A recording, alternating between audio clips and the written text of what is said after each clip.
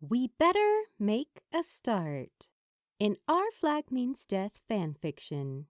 Written by Waywarder. Read aloud by SkyAsimaru. If you enjoy this podfic, you can check out the original story on Archive of Our Own. If you would like to hear more of my recordings or see some of my own work, you can find me through the pen and screen name of SkyAsimaru. We better make a start. Summary. On Stede Bonnet's first day as an admittedly late career new coffee shop employee, a fascinating and beautiful customer comes searching for a sweet drink before a long day. Whatever will happen between the two of them? You all know how this one goes. Chapter 1.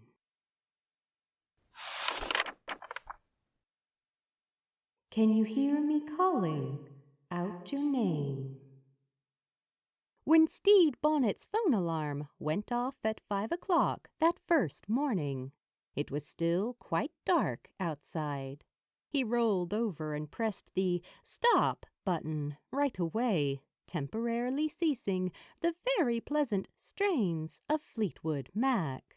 One of Stede's new, younger co-workers had taught him all about linking his phone's alarm app to his Spotify account, and he'd been very excited to pick out the absolutely best song to accompany the new wake-up calls to his new life. You know that I'm falling, and I don't know what to say. Yes, Stede knew it was the perfect song as he swung his legs over the side of his bed and shuffled his feet into a pair of fuzzy slippers. Stede had barely been able to fall asleep the night before, his brain positively buzzing with excitement. It was all finally happening. He'd made it through his mandatory training shifts relatively unscathed, just a minor burn on his left hand, but then he wouldn't be operating the espresso machine anytime soon anyway. No, he'd made it, and now it was time. It was finally time. It says here that your last job was, The shop's manager, Olawande, glanced back at Stede's resume, frowning a little. You were the Chief Financial Officer of Bonnet Industries? I'm afraid so, Stede answered. It was the family business, and not really my passion, though, I think. You do know this is less money, right? Like, a lot less money. Like, basically no money sometimes. Oh, yes, I understand perfectly, Stede nodded. Olawande sighed. Stede, what are you doing here, man? What are you doing here, Stede Bonnet?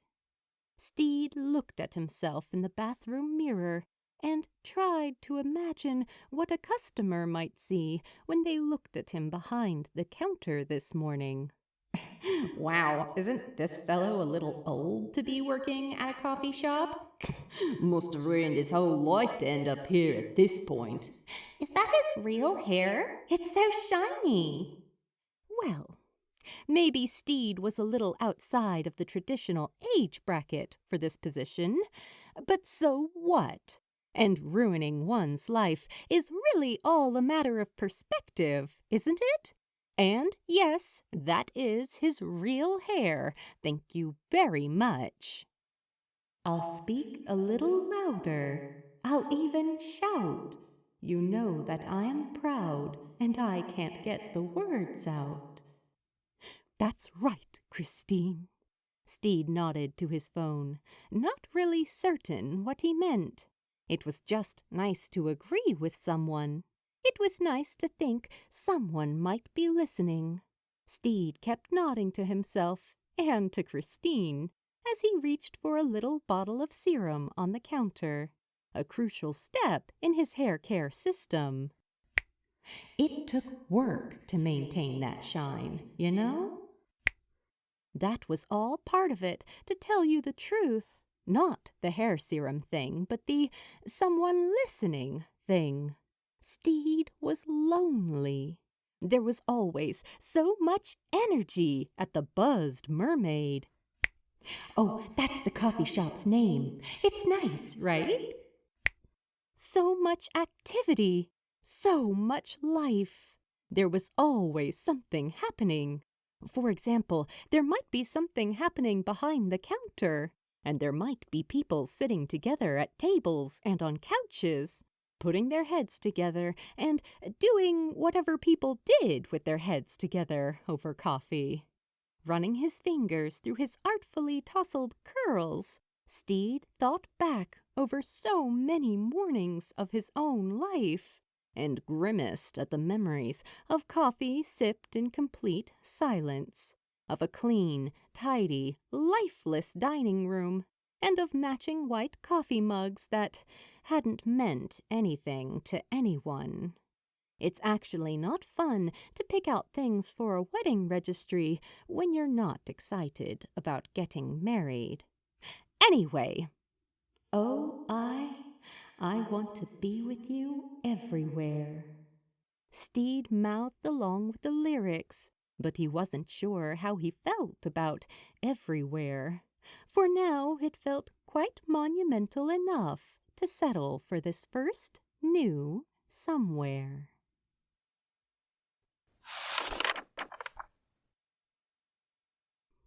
God, it is so dead this morning, Lucius moaned. It was a little. Stede stood behind the counter at the register, fingers itching for something to do. He'd already rearranged the muffins so many times that Lucius had begged him to stop. They're just blueberry and chocolate chips, Stede. There's only so many artistic choices you can make here, the young man had said. And, well, okay, he was probably right. Stede was glad it was Lucius working this first shift with him.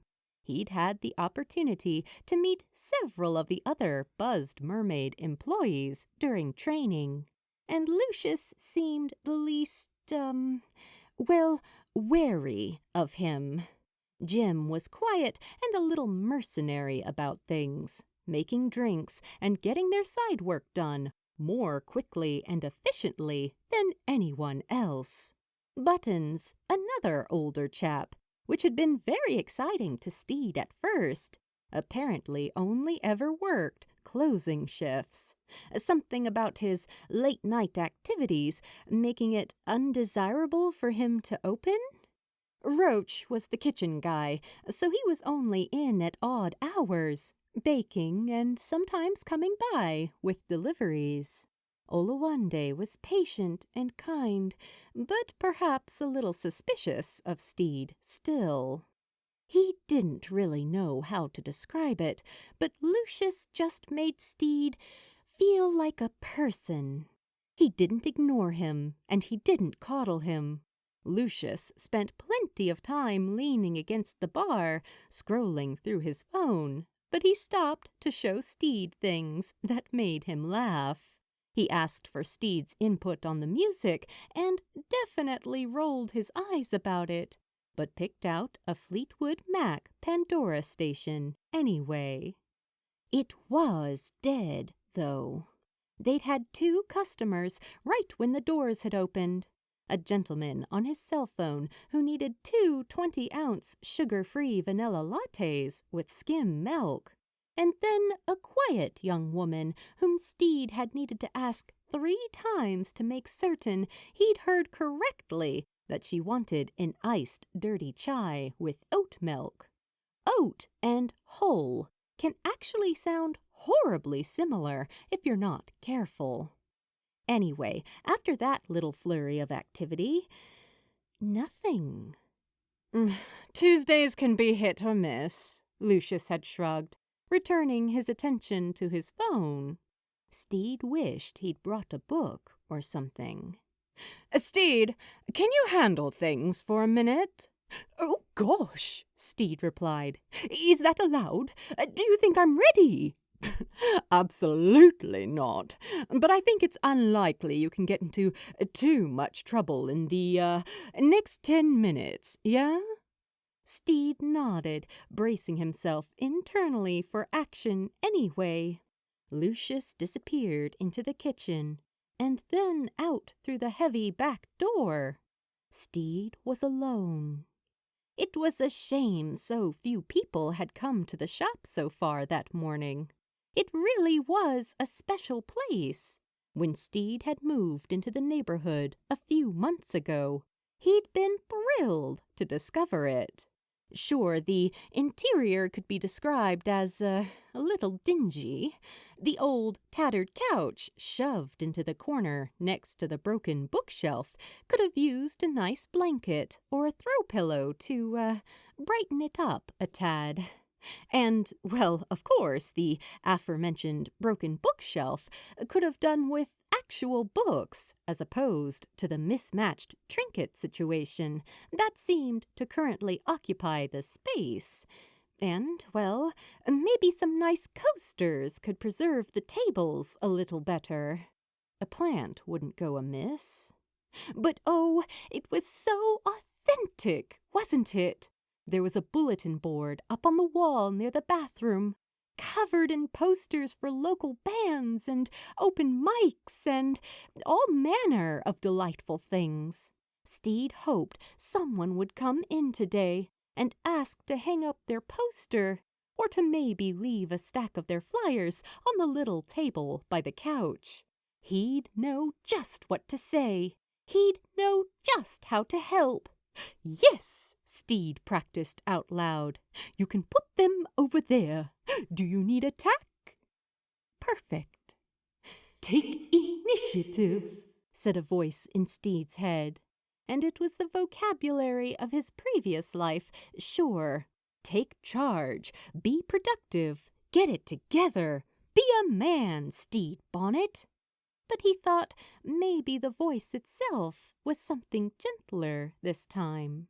Maybe it could have been Christine McVie singing to him again. Maybe there was a way to merge all the versions of himself he'd ever been, and to create someone who could be happy in the end. Stede clapped his hands together and turned his attention to the battered employee handbook, wedged in beside all the syrups. It was a falling apart and somewhat sticky old binder, and Stede had already memorized all the contents of it. He flipped to the list of daily tasks, thinking perhaps he'd get a start on the particular cleaning chore of the day. Stede frowned when he realized that the Tuesday morning shift was only supposed to make sure the straws and lids on the counter were stocked and organized. Still, he shut the binder and came out from behind the bar. The counter where customers could get a straw or lid for their to-go drinks was already pretty well stocked. Stede opened the cabinet beneath to grab a few more straws, just to make sure the container was absolutely full. Then he fiddled with them a bit to make sure they were all nice and evenly distributed and satisfying to look at. Then he went back behind the bar and retrieved a cleaning rag. Then he gave the counter a nice wipe down. Then he put the rag back. About a minute and 17 seconds had passed. Stede put his hands on his hips. Well, maybe the Tuesday afternoon person will be quite grateful to have less to do. Back to the binder. Tuesday closing shift. Perfect. Mopping. Stede wished he'd worn long sleeves just so he could roll them up at this moment. But alas, Stede retreated to the kitchen to wrestle the mop bucket free from its precarious spot in the corner. He paused, feeling awkward. He'd never actually needed to mop anything before. Was there special soap just for floors? Maybe he should step outside and ask Lucius. Maybe he should... Oh, they're just floors, Stede scolded himself. Figure it out, man. Soap was probably soap, wasn't it? Stede figured it probably was, as he poured what seemed an appropriate amount of dish soap into the bucket. When he turned on the water and watched the shiny suds come to life, he nodded. Yep, soap was soap. You're doing just fine, Stede. Dreams started to play as Stede carefully pushed the mop bucket out through the kitchen and then out from behind the bar. What a good morning for rumors. Now here you go again. You say you want your freedom. Well, who am I to keep you down? Author note here. Okay, so the mopping thing. I debated how much detail to get into here because it's pretty embarrassing. But you know, when you work a job that involves mopping and somebody starts who hasn't mopped before, no judgment, a lot of us have been there. All to say, Stede starts mopping here, and it's just all wrong. There's too much water. He super shouldn't be using dish soap. And he started from an awkward angle, and now he's kind of trapped in a corner by the slippery water. Which is all to say, when he heard the unexpected roar of a motorcycle engine in the parking lot, he became very startled indeed. Fuck! Oh! Stede was flat on his back on the floor when he heard first the bell over the door, and then the confident clomp of what must have been an especially heavy shoe. Welcome to the Boston Mermaid, Stede called from the floor, the wind having been a little too knocked from him to get up right away, but not so much that he couldn't be polite about it. I'll be right with you. Take your time, man, was the rumbly chuckle of an answer he got. Stede winced as he gathered himself on his elbows. Well, now the back of him was damp and soapy, and he was definitely going to have to ask Lucius how to mop. He got back on his feet and dusted himself off as best he could before looking up to make eye contact with the new customer. Sorry about that, Stede said to... Oh, well. His hair and beard got Stede's attention first, as both were magnificent. Long and full and curly and a fascinating silvery black. He was dressed all in leather, and he had his motorcycle helmet tucked under one arm. He had a backpack slung over his shoulder, but in that one specific way that somehow backpacks can be cool. You know what I mean? His free hand was braced against his hip, and he was looking at Stede with a mix of bemusement and concern, which frankly was not an expression with which Stede was unfamiliar. But he didn't know that he'd seen it before in such eyes. Stede didn't know what to say about them yet. Quite suddenly, Stede didn't really know what to say about anything, so it was a relief when the customer asked, "Ah, you're the new guy, right?" Stede blushed a bit, pleased despite himself. "You've heard of me?" The leather-clad fellow smiled, or at least Stede thought he did.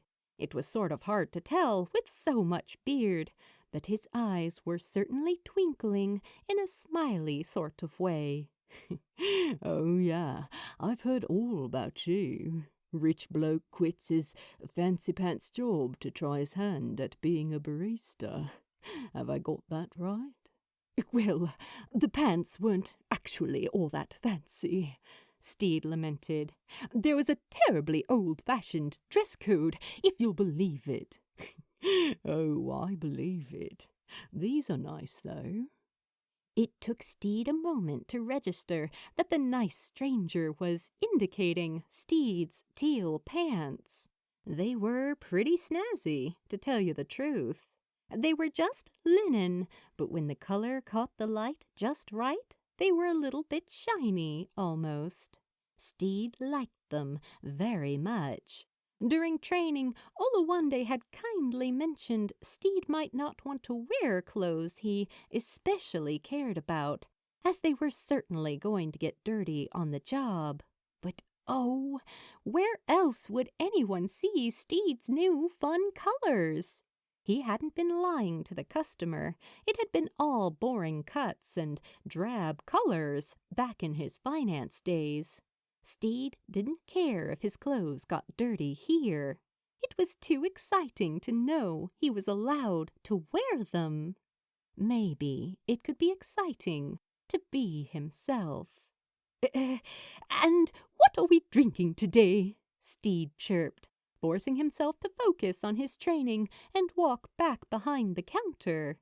This was fine. He could do this. We, the customer repeated. Are you joining me then? Oh, just the royal we, I mean. I'm afraid it's not my break time yet.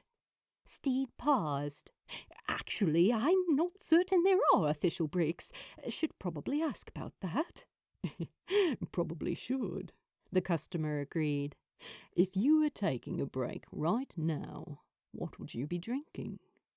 Stede looked around his shoulder, making certain Lucius hadn't stealthily made his return.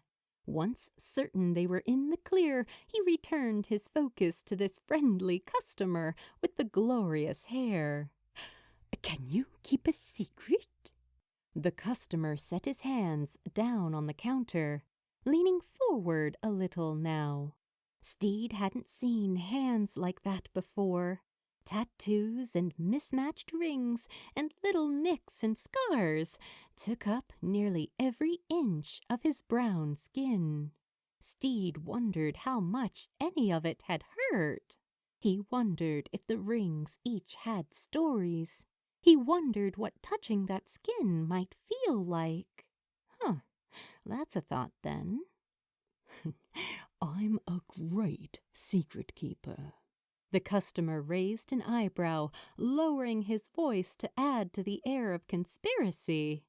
Some say the very best. Oh, wonderful! Stede clapped his hands together.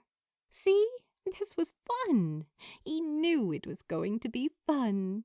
Stede ducked behind the counter and emerged with a glass bottle, bedecked with a nice purple ribbon around the neck. He flourished it proudly. I don't think I'm really supposed to be doing this, but I got curious and it turns out it's not actually terribly difficult or time-intensive to make your own syrups. This one's just vanilla. I thought I'd start with the basics, but I used actual vanilla bean in it, and I think you can really taste the difference. And I've got a cinnamon at home that's not bad, and I'm working on trying to crack a citrus situation. But the thing... Stede caught himself, suddenly feeling silly. Oh, this is what you do, Stede. He doesn't want to hear all this. No one wants to hear all this. And? The customer prompted. Sorry. Stede worked to force what he hoped was a professional smile to his face. You're probably keen to get your drink and go on, aren't you? Also, this is probably a health code violation. Got a little carried away. The customer snorted. Mate, are you saying I can't handle your homemade syrup? I'm made of stronger stuff than vanilla bean, I reckon. Oh, well, that's probably true. Okay, then. Stede brightened. How sweet do you like it? You know how I'm a great secret keeper? World-renowned and all? Yes, I recall. Well, the other most remarkable thing about me is my sweet tooth. Oh! Legend says I once fought off a saber-toothed tiger to get at the last box of Oreos on the shelf. Stede frowned. Wait, what was the saber-toothed tiger doing at the grocery store? The customer made an impatient sort of noise, waving his hand in the air. Hey, yes and, man, come on. Yes and? Improv rules. Oh, this was really fun. Right, sorry, that must have been some battle with the tiger. Barely escaped with my life, He sighed. All to say, make this drink as sweet as you think a human being can safely handle, and then keep fucking going. Stede laughed. This was the most fun he'd had in ages. He popped open the bottle of vanilla syrup, then paused. Wait, what drink am I putting this in? What do you know how to make? Stede sighed. I'm not allowed to use the espresso machine unsupervised yet, so I'm afraid I could just pour you a drip or some cold brew, unless you'd like to wait for Lucius to come back. Was Lucius ever coming back? Stede really needed to investigate the break policy. Cold brew sounds good. Any cream or milk in there? Just a splash. Don't want to take too much space from the syrup. Stede nodded. Of course. What size would you like? Biggest one you've got. It's gonna be a long day. Stede pulled free a 20-ounce to-go cup and started to pour the syrup. Oh, he hoped it was as good as he thought. What's so long about today, then? All the lads have got their exams today, and they're going to be absolute nightmares about it. The customer sighed, running a hand through his magnificent hair. Nah, mate, keep going. Stede had started to pull the syrup away as he'd filled probably a third of the cup at that point. Are you sure? Fought a tiger. All right. Stede kept pouring. So, exams. Are you a teacher, then? The customer let out a hearty, satisfying bark of a laugh at that. Stede wanted to bottle the sound and keep it for syrup. Well, that's certainly another thought. I like to think they teach me. Oh, that's very sweet, Stede smiled, returning the cap to the decidedly less full bottle of vanilla. The customer fished around his jacket pocket for his phone, and then did a little swiping and poking to find what he was looking for. He held his phone out to Stede, who did his best not to wince at the thoroughly cracked screen. The boys. Stede gasped in delight. Oh, they're wonderful! There were 2 glorious octopuses? Octopi? Octopoids? We'll look it up later, friend. Keep reading. In the picture, Stede immediately had 1,000 follow-up questions, but the first one that flew off his tongue was just, how? His grin was perfectly evident behind the beard now, sharp and mischievous and glorious. I'm an aquarist, mate. I work over at the aquarium, taking care of lots of weirdos. These guys are my favourite, though, and they've both got their annual physicals today. Is why I came in for a good coffee on the way in. Gonna need it. And then he winked. He winked as if Stede Bonnet understood why you'd especially need coffee the morning of taking an octopus to their doctor's visit. He winked as if Stede Bonnet were the sort of person who could exist in a world so wonderful where you drank your sweet vanilla coffee and took an octopus to the doctor. Would the octopus get a lollipop afterwards for good behavior? He winked, and all right, Stede had the word now, scorched on the back of his tongue like an under-extracted shot of espresso. Beautiful. Oh, hi, Ed. Ed. Morning, Lucius. Ed flicked his fingers in a little greeting to Stede's re-emerged co-worker. He turned his attention back to Stede. What do I call you, new guy? Stede wondered if he should lie. What names were cool? Fuck, he should have made a list before this. Too late. Stede, he answered. Thanks for the syrup hookup, Stede. Ed reached across the counter to grab the drink. Without grabbing a lid or a straw, or even hell swirling the coffee around a little bit, he took a generous swig. Oh, that's perfect. The boys'll appreciate my better mood for it. See you next time, man. And with a little salute of his drink, he hitched his backpack higher up on his shoulder, turned, and walked out the door. Stede, did you charge him for the drink? Stede had not. Stede! Oh my God! What happened to the floor? Stede didn't remember. Stede! Fuck! Ed's a regular! Is this going to be a whole thing? Stede hoped so. Maybe. Now here I go again. I see the crystal vision.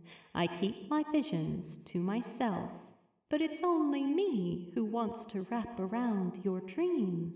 And have you any dreams you'd like to sell? Dreams of loneliness. That song, of course, was long over, but this story, of course, is not. Let's see where it goes, okay?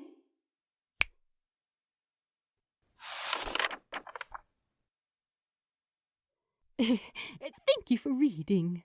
Please drop by the archive and let the author know what you thought of their work.